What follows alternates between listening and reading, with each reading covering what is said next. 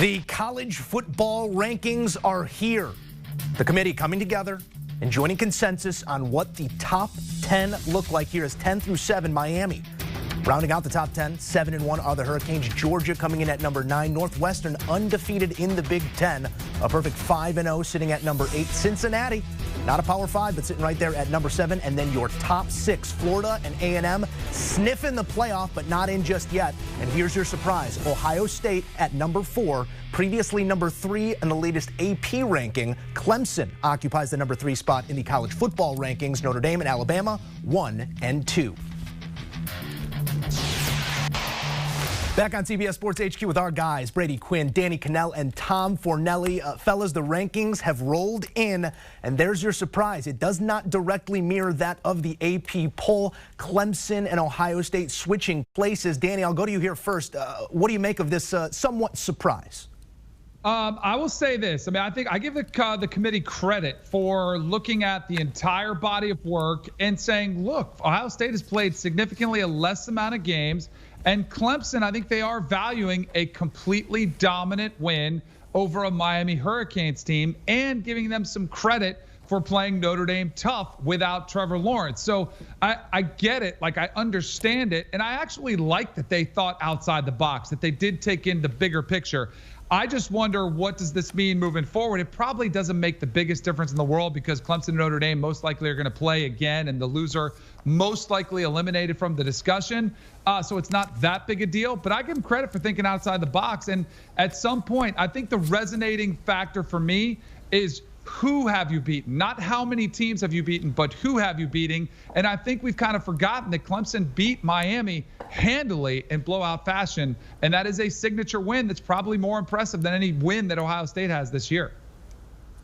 Yeah, I'll just go back to what we saw last week with Ohio State facing what is probably going to be their most difficult opponent, with the exception of, I guess, Northwestern in the Big Ten championship game, given that Wisconsin's now out of the running in that regard. They had a game up ahead of them anyway with their win this past week. But the reality is, that was one of their most difficult opponents. The Big Ten's not what we thought it was going to be this year. Penn State's been awful. Michigan's down. And now you're looking at a Big Ten West that's led by Northwestern. And we've seen this story before, watching Ohio State absolutely drum Northwestern in the Big Ten championship game. So this isn't going to hurt Ohio State in any reason. But the truth is, their defense can't get pressure on the edges. They can't cover as well on the outside.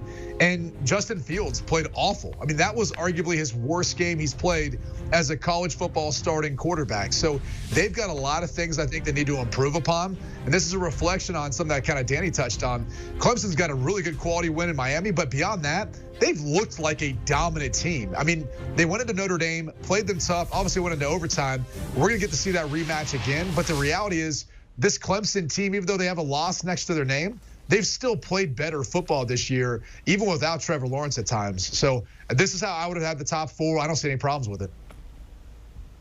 I don't have a problem with anything. I am a little surprised to see Clemson over Ohio State. But like Danny mentioned, it's not going to matter because they're probably going to play again anyway in the ACC championship. Although, Danny, I do disagree with your idea that the loser of that game is out. Because the thing that I take away from Clemson being ranked ahead of Ohio State is they can lose to Notre Dame in the ACC championship and they'll still be in the playoff. Because the way I'm looking at it, the committee's looking at Clemson, and it's kind of just writing off that loss because Trevor Lawrence wasn't in the game. And if we're talking about resumes, yes, Clemson has a win over Miami, a dominant win. Maybe that helped them get to 3. But Notre Dame has the win over Clemson, and that wasn't enough to put them in number 1 over an Alabama team whose best win is 7 or 8 at wherever Georgia is. So if they're going off of resume, then Notre Dame should be ahead of Alabama. So I'm not sure what the thought process is there. So I do think that in the end, though, what I'm taking away is that if Clemson loses the ACC title game and has 2 losses at the end of the year, it's not falling any further than number 4. Oh, come on. They are done. If they get 2 losses and they lose to Notre Dame twice, Clemson is toast. There is no way they could keep them in a playoff in that situation. I'm sorry. And I'm the biggest ACC backer there is. That would be a horrendous look. Who would they put in over? I thought you were going to go the other way and say, well, hey, if Notre Dame lost, there could be in. I think either situation is the losers eliminated, because I'm really curious to know their appetite for a third meeting. They already want to avoid rematches in the playoff. for a third time, a three-peat, the same two teams playing the third time in 1 year, I don't think anybody wins there. And I don't think even the playoff ESPN, anybody wants to see that happen. I don't know. I actually think it'd be kind of fun to see for the first time ever. The biggest issue is we've never seen a two-loss team actually make it into the college football playoffs. So, Tom, unfortunately, not only would they not have that conference championship, next to their name, but they also would have 2 losses. We have not seen that before. So I think that's kind of staring in the face of the College Football Playoff Committee. If you look at their history of the college football playoff and them really wanting to avoid that entire scenario. But I want to touch on what Danny touched on, and really Notre Dame. I mean, I figured they'd be in the number 2 spot, but looking at the ACC, they have 4 teams ranked within the top 25. Notre Dame's got a tough one this week versus North Carolina. Really, they're probably last best tough test through the rest of their regular season schedule before they play in the ACC championship game, assuming they get there. But the question more is, can Notre Dame afford maybe a close loss to Clemson and still make it in and not drop past Ohio State at number 4 out of that number 4 position? I think the only scenario in which I can see Notre Dame not making it in with a loss is if Florida would have to upset Alabama in the SEC championship game. Florida, who now sits at 6, you would assume that they would potentially leapfrog up. If Alabama stays at number 1, that would be arguably the best win of the entire season. So it'd be hard pressed not to keep Florida as a part of the conversation, and Bama, who's really been dominant this year, with the exception of losing a conference championship game. But that would also be a first. We haven't seen a team lose conference championship weekend and still make it into the college football playoff. But it is 2020. We're dealing with COVID. There will probably be a lot of firsts when it's all said and done this year. I, too, share that opinion, Brady. I'm not sure how you leave Notre Dame out if it's a one-possession ball game in the ACC championship game. Each has a win over the other. Say what you want about Trevor Lawrence's participation in the first matchup. I did spend Saturdays growing up watch Brady Quinn throw it around Notre Dame Stadium, so just take that for what it's worth as well. We got to look at the back end of this top 10 as well, gentlemen. The latter half here, Miami at 10, Georgia at 9, Northwestern at 8, Cincinnati coming in at 7. Danny, as you take stock of the back half of the top 10 here, any surprises, any teams you think were undervalued a bit? No, but I think Georgia is tremendously overrated at 5-2. To be coming at 9 is an absolute joke, and it shows you the love affair that the committee has with the SEC, which is okay some years, but this year Georgia's supposedly dominant defense was shredded by both Alabama and Florida Gators. So where is this dominant defense supposedly coming from? They have 1 win, which is okay, against an Auburn team, which came way back in week 2. They have, now I guess, is the committee saying based on 1 game with JT Daniels that somehow this is a top 10 worthy offense all of a sudden? I simply do not get it where the Georgia Bulldogs come in as a top 10 team. It is ridiculous. The only thing they could possibly say is it is brand recognition and utmost, blind a love affair with the SEC, which this season, if you've watched the entirety of that conference, is not as good as it's been in years past. So that's really my big problem, is where Georgia is at number 9. Yeah, I agree with you, Danny. I don't think Georgia should be ranked at number 9, but the fact that a 2-loss Georgia is at number 9 makes that 2-loss Clemson theory a little stronger, though, doesn't it? But as far as the teams from 7 to 10, I think what stands out the most to me is where Cincinnati is, because I think if you compare Cincinnati in the rankings to where the committee has BYU or Coastal Carolina, they're sending a pretty clear message as to who they think the team that deserves that New Year's 6 group of 5 automatic berth is. And I know BYU's not eligible for that, but still, the fact that Cincinnati is ranked so much higher than both of those teams when they have similar resumes kind of gives you an idea of what they're thinking as far as who's going to get that bowl spot and how realistic the hopes are for like a BYU to get into the playoff. The thing I'm most surprised about would point out, aside from what everyone else has already touched on, and I agree with Danny as far as Georgia, I'm shocked they're ranked as high as they are, given their 2 losses and given their offensive struggles this year and just the inconsistencies. And obviously Tom hit on Cincinnati. I'm happy for them. They've been a great story. They've been a dominant football team too. And look, when you look at their strength of schedule, you kind of come away looking at how they started the season. There are a lot more teams ranked that probably would be if everyone came back and played at the same time. Bottom line is they deserve to be where they are right now. What about Northwestern, though? Pat Fitzgerald's got the Wildcats just balling. They're undefeated at 5-0, and it's not always pretty, but they get the job done. They play great defense. They find ways of being able to do just enough running the football. Peyton Ramsey's taking care of the football, making enough plays in the passing game. They're a team that it's kind of surprising to think like the what if scenarios, but what if they beat Ohio State in the Big Ten championship game? I mean, it's not like Ohio State is invincible at this point. I mean, like I mentioned before, I'm not sure it's a great matchup for Northwestern, but this isn't the same Ohio State defense we're accustomed to. And this isn't the same Ohio State offense that can run the football consistently. And if Justin Fields happened to have one of those poor games versus Northwestern, are they going to be able to slowly make their way up the rankings, potentially into the top 4? It'd be a crazy scenario, but what a season that would mean for the Wildcats, obviously, and Pat Fitzgerald and Northwestern. There's one other team I wanted to hit on that I think had a rough night, and that's the team we talked about previewing. What was the committee going to do with the Pac-12? Oregon dropping all the way down to 15, which is significantly lower than the AP Top 25, is kind of that example of, and I think it's great. Like, I think they got it right because Northwestern does have better wins. I think Northwestern was underranked. Now they're getting close to properly ranked. But Oregon, off of just 3 wins against not really that great of competition, like, I wonder if the Pac-12 is yet once again going to get left out of this college football playoff, regardless of what happens the remainder of the season, because they're playing such a shortened schedule. We're already seeing a lot of games that are getting canceled. And the other one is with BYU coming all the way down to 14, which I think is correct. Their resume is not very justifiable for anything higher than that. They should absolutely. Now, Tom Fornelli in the Cover 3 pod, we had this debate on the air. They should be trying to schedule anybody at any time, at any place, just like their motto has been. The fact that they kind of were hesitant to book Washington this past weekend when they might have had an opportunity to do that, who knows if it could have happened anyway. But BYU should be calling everybody in the Pac-12, everybody in the country saying, we need a game. We need to get ourselves not to the playoff conversation, but into the New Year's Six conversation. Where they're ranked right now, they have a long way to go. Still a month to figure it all out, and plenty will change. Danny, Brady, Tom, fantastic stuff. We'll talk to you guys soon.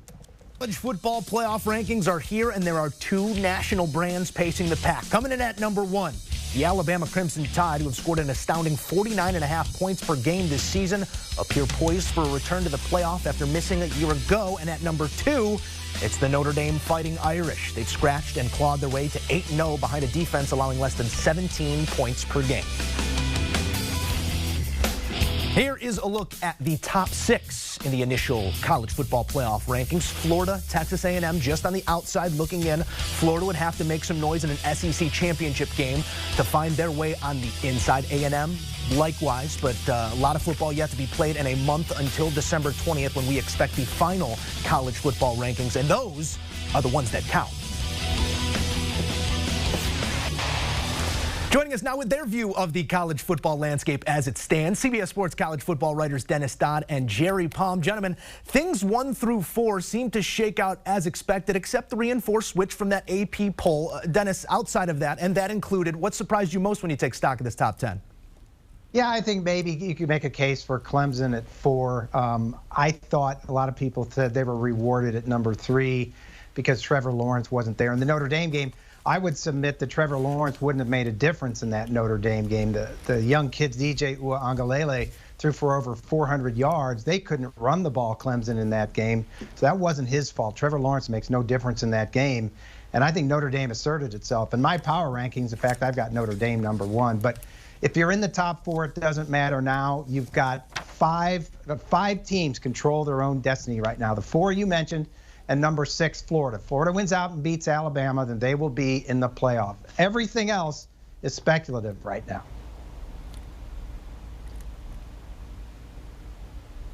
Jerry, what about yourself? Well, I would add when you take stock to that list. Go ahead, Jerry. If Northwestern gets through the Big Ten undefeated and they beat Ohio State, they're a playoff team. There's no question about it. It's just that we don't think that they can do that. But Northwestern, until somebody beats them, I think you have to put them on that list. I think another thing that hurt Ohio State is that the Buckeyes' schedule so far is weak teams and Indiana, and they almost lost to Indiana. The game that they had canceled due to COVID was Maryland, who's at 2-1. That's the next best team currently in the division standings behind Indiana. So Ohio State is going to have to, they're going to get a weaker schedule as they continue on until they get to the Big Ten championship. They're going to have to dominate those games. And that includes Michigan. which is not a good team this year, although they looked a little better last week. Ohio State has to not just win, but dominate the teams that are not doing well this season so that they don't put any doubt in the mind of this committee.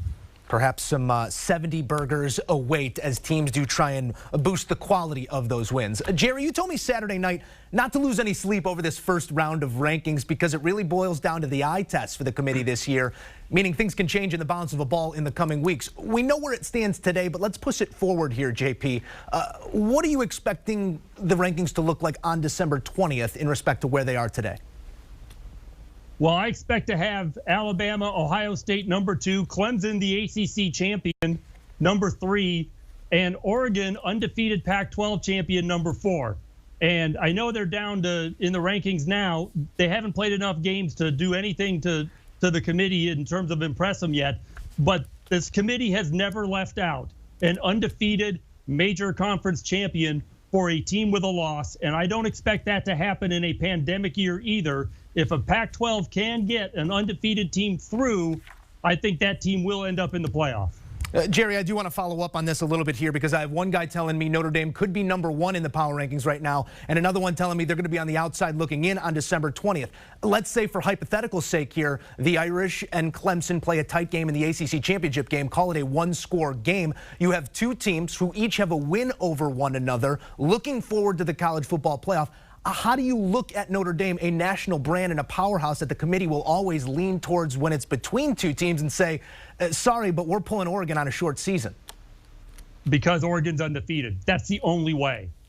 Oregon is undefeated, period. And that, I think, gets them in the playoff out of a major conference. Otherwise, Notre Dame and Clemson, I don't care how tight the game is. It doesn't really matter. Clemson could win comfortably.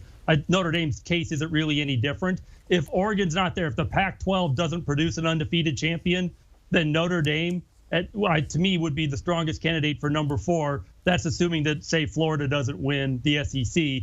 But if these top 4 teams, win out and Clemson beats Notre Dame is 4, unless there's an undefeated Pac-12 team and then Notre Dame's out. And that is of the assumption that the committee is putting a premium on the ACC title game over a regular season win. I see where you're coming from, Jerry. Just wanted to flesh it all out. Dennis, how about yourself? Who's in, who's out when it's all said and done?